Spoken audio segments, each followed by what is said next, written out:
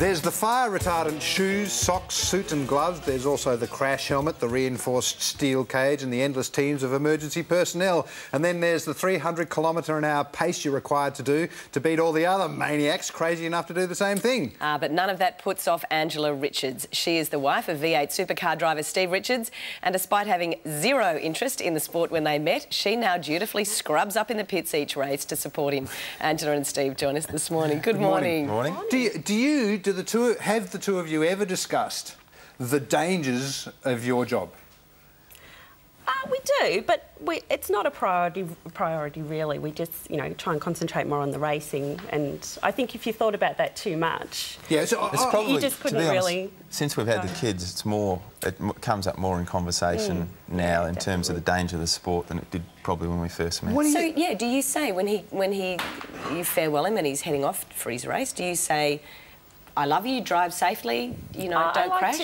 If I'm there, I like to get a kiss before he gets in the car. Yeah, so it just makes me feel a little bit better. But do you say something like drive safely? Because really, he's got to drive hard. He's got to think of driving hard and fast.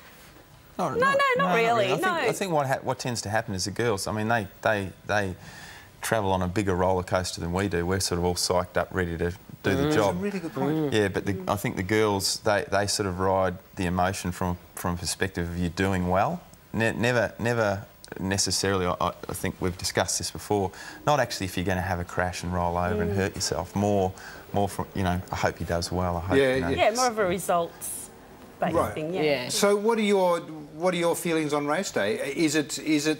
Do you concentrate on results, or are there nerves at the back of your mind? Oh, nerves, yeah. Very, very nervous race day. Nervous about safety or nervous about results? It's sort of a mixture.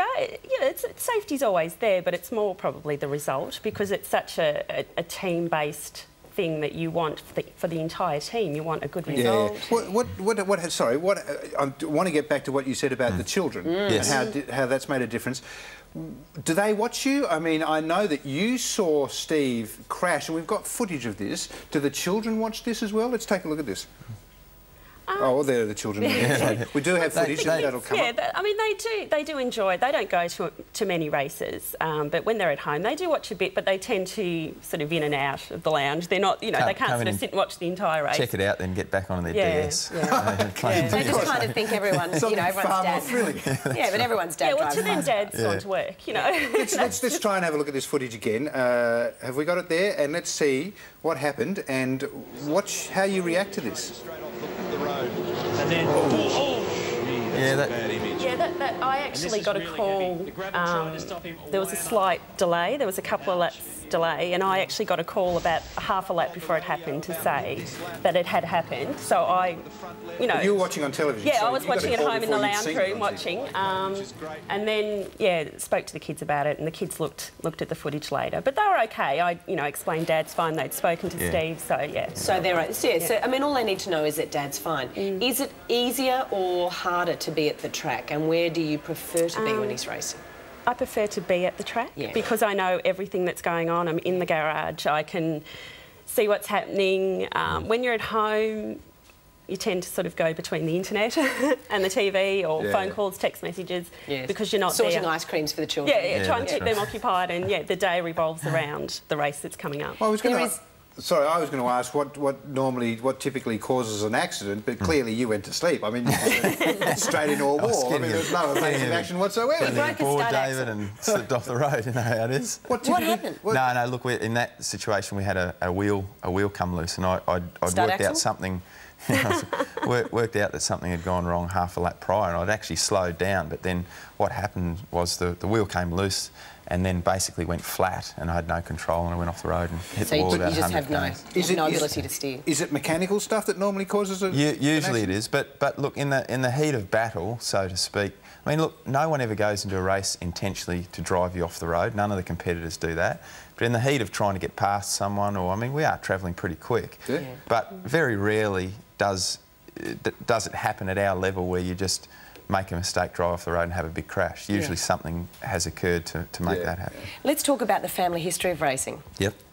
One would have thought that given the fact that your dad was such a great driver, that you would have been hitting the go-kart tracks when you were 5. Yeah, but you were a bit later than that. I think it's a little bit funny because when you grow up involved in something, you probably don't, you take it for granted a little bit. And while, you know, I used to go and watch Dad drive as often as I could, but I think you just don't think of the active involvement. And it wasn't until a mate of his actually bought a go-kart and said, oh, I'm going out the track tomorrow, do you want to come and have a drive? And I was 14 or 15 at the time, but once I did that, I was absolutely hooked.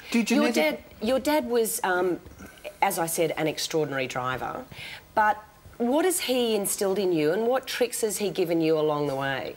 Well, definitely in the early years of driving cars, he was my sounding board for everything that I did. But there comes a point in time where really you've got to stand up. You've got to stand up on your own 2 feet, so to speak, and get the results yourself. And so, for sure, I can never say that having Dad as a dad was a hindrance for my motor racing. But there comes a point in time where you sort of probably the focus is on you a little bit, and if you don't perform, then you're out the door. Well, how do you unwind after a race? So we were discussing just briefly in the break. Mark Skaife is retired now, wondering what he does. How do you get that adrenaline rush again? How do you unwind after a race? And is it a process that the family's involved in? Yeah, definitely. I think now more so than ever. When it was just Ange and I, and we were going out before we were married, and then when we were married, it was a bit of a selfish boys thing. I'd get out with my mates to go for a bike ride, a dirt bike ride. Now it's more focused around the fact that whatever I'm doing, I want to involve Ange and the kids, and you know, whether it's just cruising at home, going for a ride on the push bike with the kids, taking them down to the park or whatever. It's a different way to unwind now, but you get the same value out of doing that than I used to do getting out on the motorbike. And look, and let's be honest, it's so much safer than it ever was. We were fortunate enough to chat with Sir Jackie Stewart last year, and he, of course, as you know, did amazing things to make the sport of motor racing in general much safer. But when your dad was racing, of course, there weren't exactly the same sort of safety precautions that there are now. Oh no, I just recently I was having a look at an old home video of Dad back when he first started driving cars. He's driving around this track, and there are telephone poles literally right on the edge of the road. Yeah. And I mean, you know, just would never happen now. It would just absolutely never happen now. And the cars now are as safe as anything, and the circuits are designed for the speeds that the cars get up to. Yeah. And really, you know, you have to have a lot of bad luck to get really badly hurt in one of these cars. Angela, you act as Steve's personal manager, I understand. What are the... Oh, I don't know about that. No. Sorry? No, oh, well, I sort of, you know... Help out, absolutely. Okay. Yeah. What are the demands placed on a driver beyond the racetrack? Yeah, well, I mean, they do a lot of PR work for their sponsors and associated people with the team. So that actually takes up probably more time than the racing does. He's away from home quite a lot. The racing side of it, it's pretty, you know, standard that the time he's away, but he could be away for, you know, a week at a time doing PR stuff for Castrol and their other sponsors. So there's a lot of outside stuff away from the racetrack that you sort of don't really... probably see. People think they just go racing, but there's a lot more involved in that. Yeah, so there's a lot of time away from home, which can be hard, but you sort of learn to deal with that, and the kids are used to that, so... Just makes the holidays all the more enjoyable. Exactly. That's right. And when we do have him home, we try and, you know, do a lot of family stuff, and we have a... Make him build stuff. Well, we have a frequent family point system that if he mows the lawn, he gets family points, so he can then go off and do other boy things. It's tough at your place. I'm going to talk to you about that. So That's we try and good. he has to build up a certain amount before he gets to go, you know, motorbike riding or whatever. Yeah. That's great. Such a pleasure to meet you both. Great to meet you, and good luck for the season. Yeah, thanks a lot. Thank you. There's plenty more to come after some home shopping with Marianne.